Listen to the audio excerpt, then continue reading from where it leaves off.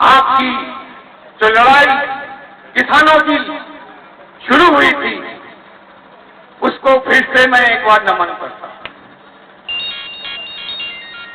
मैं बड़े आशा के साथ ये सोच रहा था कि शायद 23 तारीख तक मैं आपके सपूतों, आपके भाई, आपके बेटे, आपके पुत्र, उसको यहां पर खड़ा करके जेल से रिहा करा के ला सकूं, लेकिन कुछ देरी के लिए क्षमा चाहता हूं।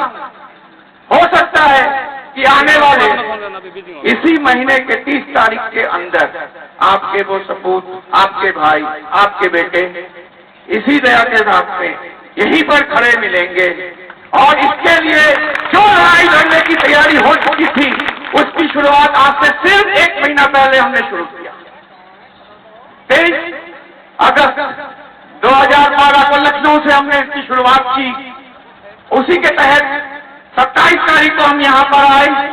हमने सबके घर में जाके उनकी दुर्दशा की जो भी व्यथा देखी, उसके तहत मैंने तुरंत एडमिनिस्ट्रेशन से कांटेक्ट किया और उन आगे फिर जेल में हम गए। वहां पर हमारी मुलाकात सिर्फ 2 जनों से हुई, एक भट्टा से और एक जने पाठशाला से, जिनसे हम करीब 1.5 घंटा बैठ के बात किए, सारी सुख सुविधा सब कुछ सुने। लेकिन बड़े दुख के साथ में मुझे ये बोलना पड़ा कि मुझे बाकी लोगों से मिलने नहीं दिया गया। मैं गांव भट्टा के किरणपाल किशन नेता के मदर या फादर में से कोई भी यदि यहां पर हो या भाई, उनको सामने आने की प्रार्थना करता हूं, वो कम से कम ऊपर आए। कालू सिंह के परिवार से, कालू सिंह के परिवार से, गजय सिंह के परिवार से, धर्म सिंह के परिवार से जो भी कोई एक आदमी ऊपर आके मंच पे हमारे साथ में खड़े हो। गांव परसौल से नीरज मलिक किसान नेता, उनके परिवार से यदि कोई आया हो, वो आपके सामने खड़े हो। प्रेम मलिक, प्रेमवीर मलिक, ये तीनों परसौल के हैं। आप लोग आए, ऊपर आए। और गांव अच्छेपुर जहां मैं कल गया था, वहां मनोज सिंह की मम्मी आई हुई है। मनोज सिंह की मम्मी, आप भी ऊपर आई हैं। तो ये वो 8 भट्टा पासवाला अच्छेपुर के आपके सुपुत्र, आपके बेटे, आपके शायद इनके परिवार के लोगों ने इतने दिनों तक संघर्ष किया और मैं उनके इस संघर्ष के साथ में जस्ट 1 महीना पहले जुड़ा।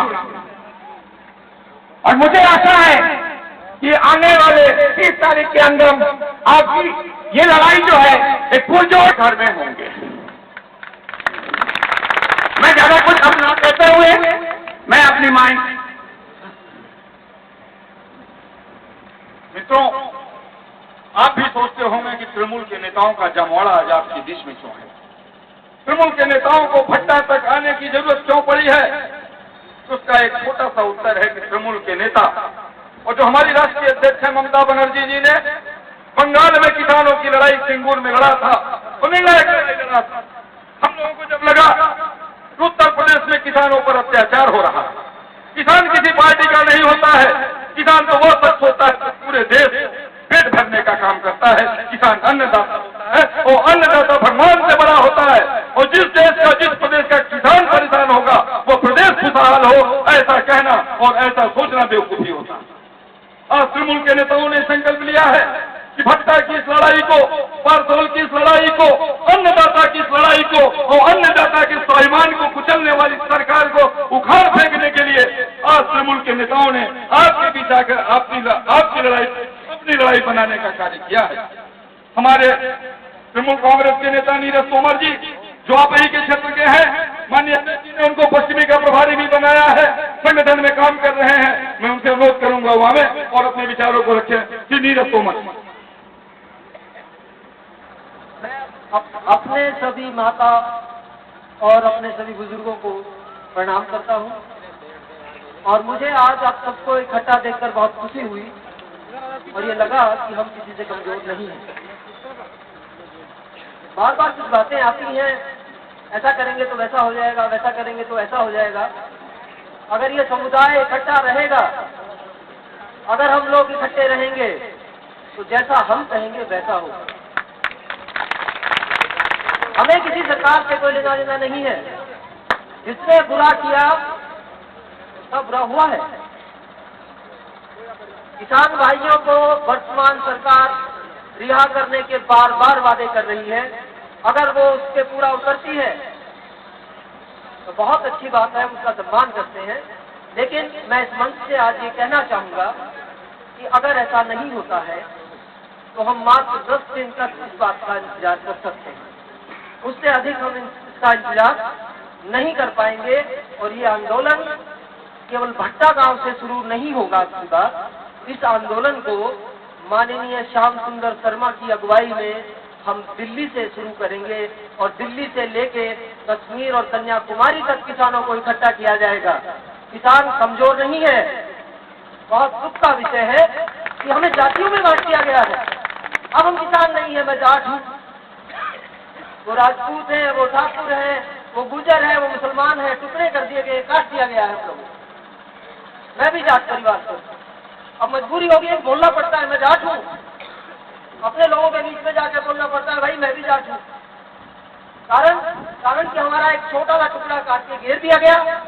कुछ हमारे जो नेता थे जिन्हें हमने सर पे बैठाया, मैं जिले बागपत से आता हूँ, हमने वहाँ एक ऐसा नेता को सदियों तक सर पे बैठा के रखा और उसने हमारे उस सम्मान का बिल्कुल भी आदर नहीं किया।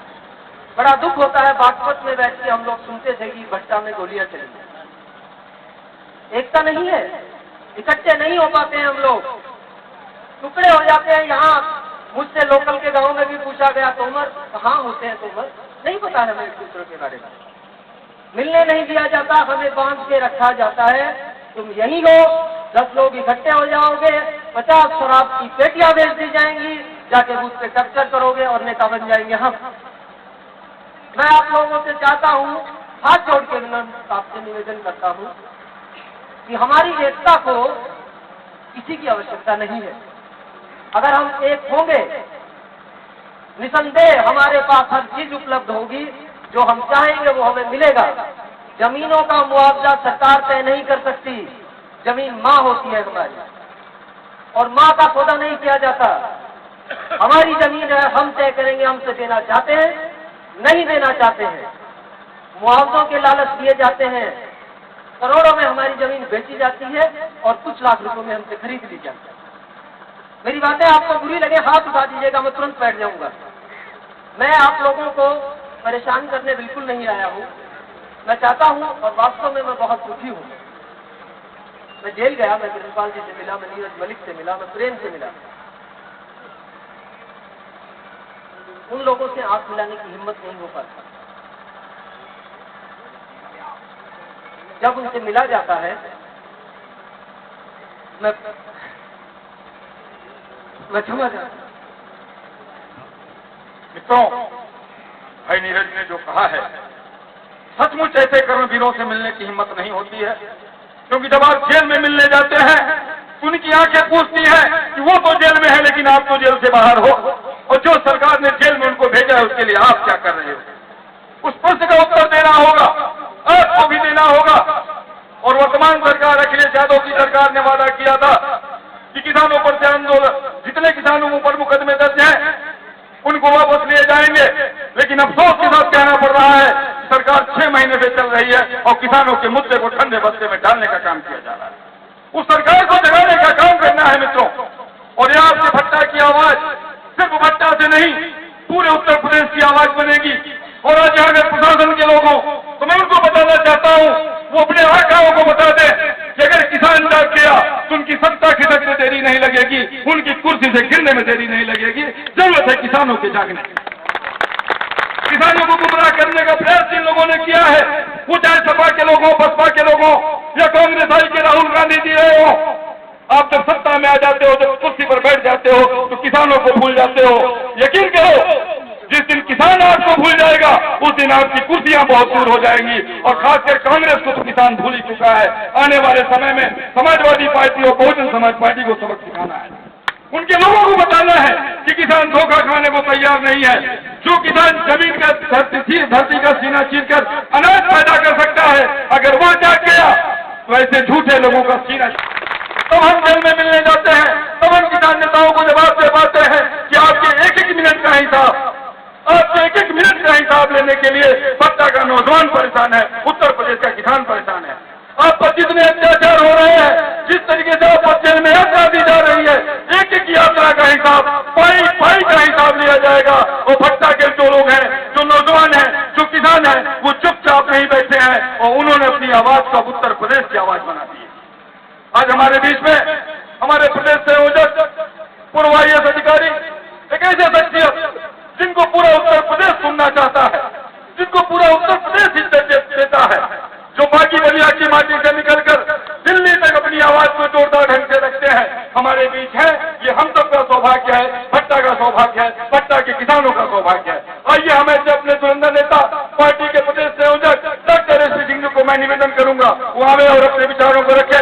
जोरदार तालियों से स्वागत कीजिए डॉक्टर SP सिंह का।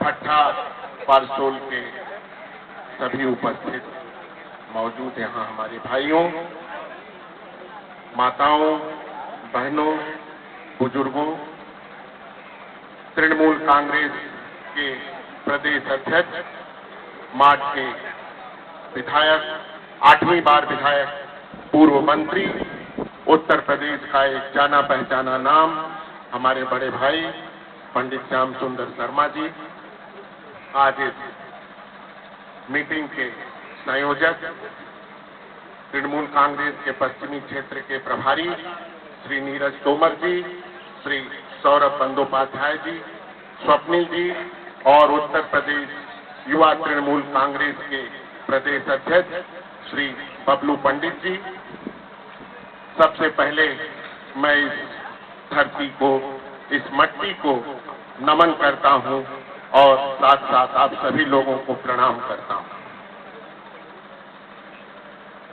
तृणमूल कांग्रेस का जो जन्म हुआ है, किसानों के इस आंदोलन के ही नाम पर हुआ है।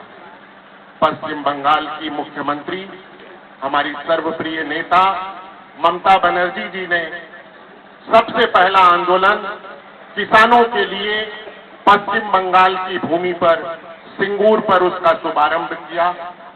टाटा के उद्योग के खिलाफ